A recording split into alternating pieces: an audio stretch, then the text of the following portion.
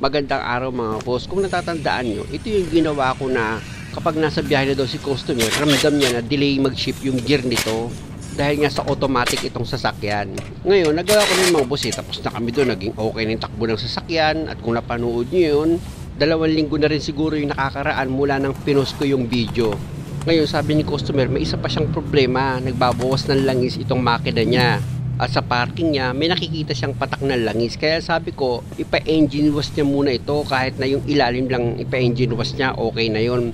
Tapos pag pinarking niya na itong sasakyan at hindi niya nagagamitin, maglagay siya ng karton sa ilalim para malaman ko kung saan tatapat yung patak ng langis. Siyempre naman, para hindi ako mahirapan maghanap ng leak, ganon. At ito na mga boss, after 2 weeks, chinecheck ko na yung tagas ng langis dito sa pang-ilalim ng makina ni customer. Pasensya na kayo, hindi ko na naipakita yung karton na pinagtapatan ni customer ng patak ng langis. Pero mamaya makikita nyo yun. Dito banda nakatapat yung karton mga boss kung saan nakapwesto yung oil filter niya. Ayan.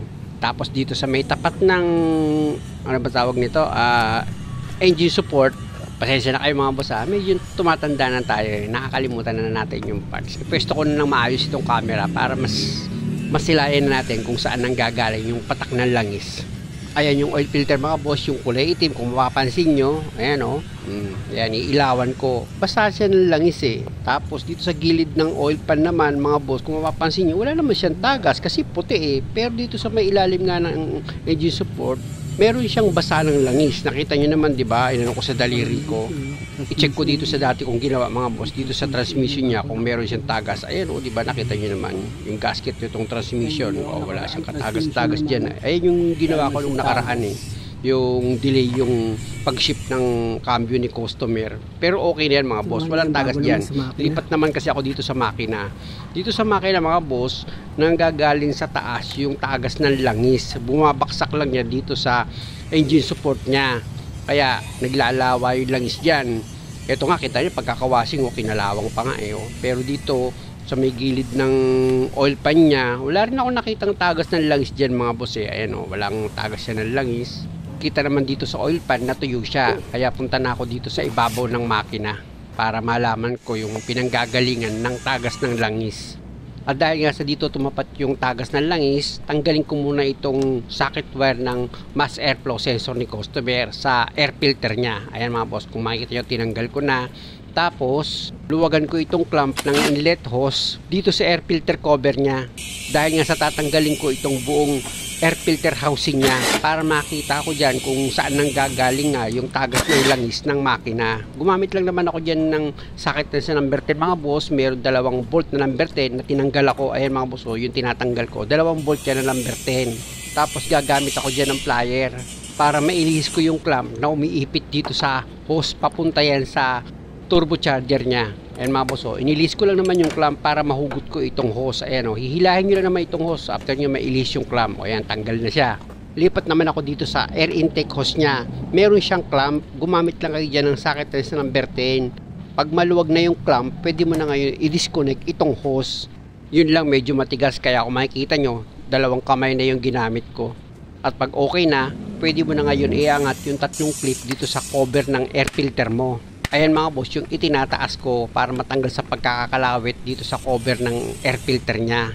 Kailangan kasi mga boss, para matanggal mo itong housing ng air filter mo, unahin mo munang tanggalin itong cover. At para matanggal mo naman itong cover ng air filter mo, kung may nakaharang na hose, kailangan mo rin yung tanggalin. Ang ibig kong sabihin, lahat ng makakaabala para matanggal mo itong air filter housing mo, dapat yung mga sagabal, yun ang uunahin mong tanggalin.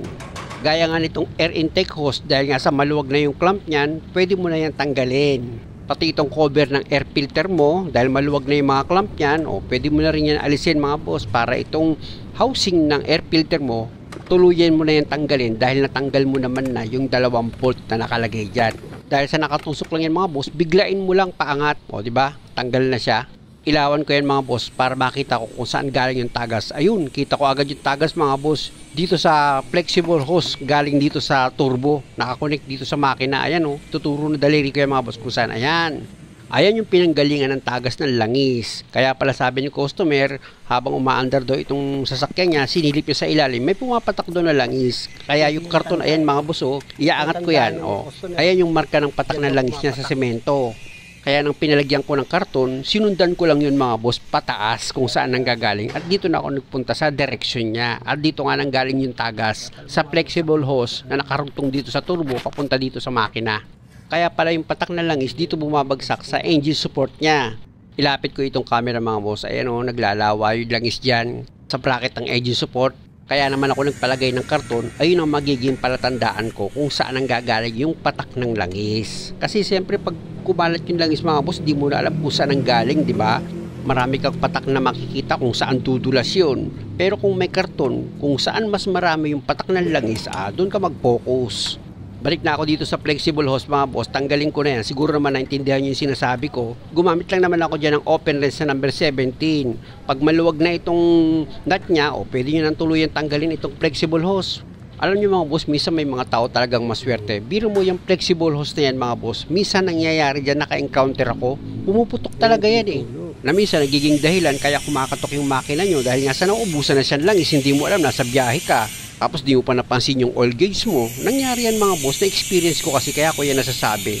Dito naman sa nangyari kay customer, patak-patak lang naman daw yung naramdaman niya. Kaya sinasabi kong maswerte siya at hindi pumutok itong flexible hose. Kaya kung mangyari sa inyo yung ganito, sukatin nyo agad yung langis nyo sa dipstick, pag kulang dagdagan nyo at maghanap kayo ng pagawaan. Siyempre samahan nyo ng pag-iingat. Baka mamaya matapat ka kay boy palit. Napunta naman kayo sa maling tao, turo dito, turo dyan, paktay, napagastos lalo kayo ng malaki. Balik na ako sa trabaho mga boss, warning ko lang yun sa inyo. So far, wala naman na akong ibang nakitang tagas dito. Actually, yung oil filter, kaya lang naman basa ng langis yan dahil nga sa napatakan lang naman yan ng langis. Pakita ko na kay customer itong parts. Sir, malakas yung tulo? Oo. Ha? Lakas? Oo, takto eh. Sa turbo pala nakakonekta to eh. Kaya sabi ko, isa parking naman, dami, di ba nung una? Tapos ilagay mo na tanda para makita ko agad. At dahil sa wala akong mabili mga boss ng ganitong klaseng flexible hose, nagpa-fabricate na lang ako. Ito siya mga boss, pinafabricate ko na lang. 6 na auto supply na yung pinuntahan ko, wala pa akong makita, kaya sabi ko kay customer, ipafabricate ko na lang yan. Ganyan naman talaga yung ginagawa ko sa mga power steering, sa flexible ng brake hose, ganyan. Pag wala akong makita, pati sa clutch hose, ganun din. At dahil sa naipakapit ko na itong mga nut niya, pwede ko nang higpitan yan mga boss. Napakadali lang naman ilagay niyan. Siyempre, kung paano nyo lang yan tinanggal, same procedure sa pagbalik ganun din sa dati niyang position. Wala naman yang big deal. O malilito kayo, wala. Dahil nga sa baligtaran naman yan mga boss, kung saan mo gusto unahin ilagay, pwede. Basta siguraduhin mo naman syempre na maayos yung pagkakahigpit mo ng mga nut ng hose. At kung maaari yung pagkakabitan mo ng nut, lagyan mo ng teflon, okay lang yon. At sa paglagay nitong air filter housing, yung tinuro ng daliri ko, yan, dalawa na yan. At dito naman sa baba, yung butas na tinuro ng daliri ko, dyan mo itutusok itong air filter housing mo para umayos yung pagkakalapat niyan. At hindi siya uuga-uga. At kung sa palagay mo okay na yung pagkakalapat niya, pwede mo na ngayon ilagay yung 2 bolt na number 10. Ipakapit mo na yan sa thread niya, tapos pwede mo na ngayon i-final yung higpit gamit nga yung socket wrench mo na number 10.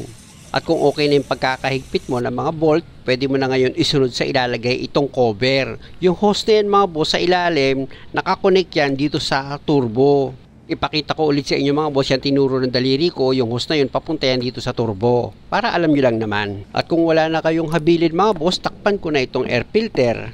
Tapos pwede nyo na ngayon i-connect itong inlet hose dun nga sa turbocharger nyo. Siguraduhin nyo lang na itong inlet hose nyo dito sa cover ng air filter na ilapat nyo siya ng maayos dun nga sa turbocharger nyo. Pag okay na yung pagkakasalpak nyo, gamit ka na ngayon ng socket wrench na number 10 para yung clamp nya mahigpitan nyo na siya ng maayos. Tandaan nyo mga boss, kung ganitong klaseng sasakyan nyo at naputokan kayo ng hose, kayo na mismo yung magpapalit. Madali lang naman, basta natandaan nyo yung mga dinisconnect nyo dito sa air filter housing nya. Ganun lang naman ang pagtatrabaho para hindi kayo nalilito. Gaya nitong air filter cover nya, syempre ilapat mo muna yan ng maayos dito sa housing nya. Pag nailapat mo na siya ng maayos, pwede mo na ngayon ilagay itong 3 clip. Ikakalawit mo lang naman yan, tapos ilalak mo na siya. Ganun lang naman siya kadali. Tapos napaka-importante na marunong kang mag-check up. Minsan kasi mga boss, pag nagtatrabaho tayo, may mga hindi naman dapat luwagan, naluluwagan natin. Gaya ko, ayan, naluwagan ko yung clamp. O di, dahil sa pag-check up na ginawa ko, nahigpitan ko ulit siya. Dahil okay na ako dyan mga boss, dito naman ako sa socket wire ng mass airflow sensor. I-connect nyo na rin yan. Alam nyo mga boss, nung tinanggal ko itong socket wire ng mass airflow sensor, dinisconnect ko itong negative ng battery.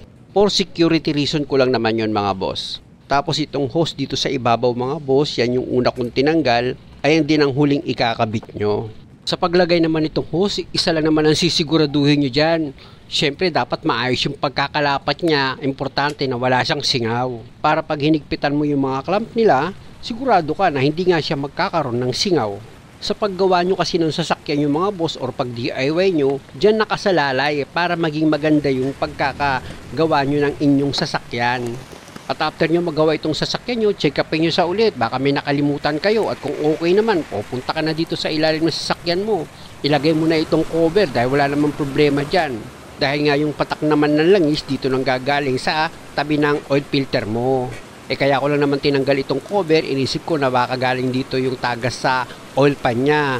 Dahil good naman, ibalik ko na itong cover niya ulit.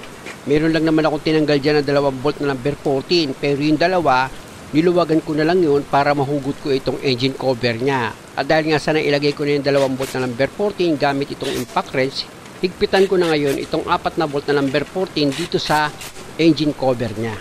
At pag okay na yung pagkakahigpit ko sa 4 na bolt ditong engine cover ni customer, punta na ako dito sa loob ng sasakyan niya. Siyempre, para pa-start ko na itong makina at nang sa ganon, maobserbahan ko kung meron pang tatagas na langis dito sa ilalim ng makina ni customer.